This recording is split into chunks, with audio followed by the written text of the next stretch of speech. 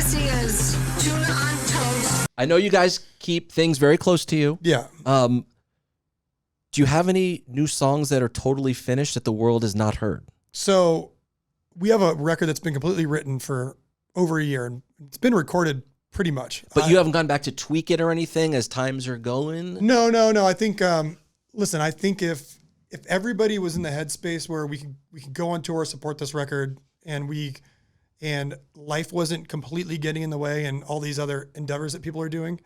And then also the randomness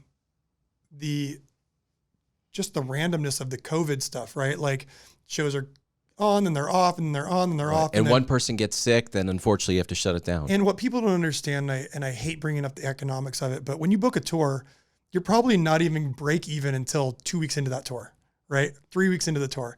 And all the money that you make or whatever you're trying to do, like to pay for the crew or pay for the buses or pay for this, they don't care if COVID outbreaks, you have to pay them still. So if you start a tour and you don't actually get to finish it, you just get hammered on it, right? It just doesn't make sense to even get the whole machine running. You owe everybody that money still. And so what people don't understand is we're really just trying to make sure that everybody mentally wants to go on tour and support a record, that it's going to make sense to support the record and it's not a stop-go situation. And just, we're going to release it when we want to release it. That's just the bottom line, right? And people seem to think we work for them. I remember you telling me a while ago that there were songs done, but then I'm like, oh, are they going to put it out? So how you just explained it was perfect. Yeah, so the songs are done. I still have some vocals to do, and we have some strings to record. And the thing with the strings is that in LA, they're simply not allowing people to be within 6 feet. And we have experience. I'm not going to name bands, but our producer worked on some records, and he's like, listen, you put somebody 6 feet apart, and you mic them all, it does not sound like a group playing together.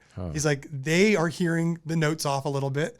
There's no unified sound. And we have a bunch of out-of-tune violin players and out-of-tune singers. And he's like, I'm sitting in there fixing it all. And he's like, I suggest either going to Prague and doing it or just waiting. And so we're still waiting because we don't want to go to Prague and record these things. I mean, there's so many little things and we're just not willing to compromise on it. And at the end of the day, everyone needs to decide, I'm ready to go support a record. It's a lot of work. Well, you mentioned the financials, but the toll it takes on your mind, body, and family, it's a real thing. It is. I mean, you got to get in the right headspace. You're leaving your house. You got 2 or 3 suitcases, city to city to city, singing, screaming every single night and talking to people. Yeah.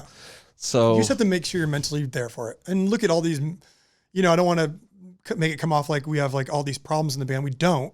But people are also very cognizant of their life and how it is right now. And they want to be happy doing things. And I think the fans want us to be happy doing things. We are very much happy into this digital realm we're going into and the NFTs. And we're going to be happy when the record comes out.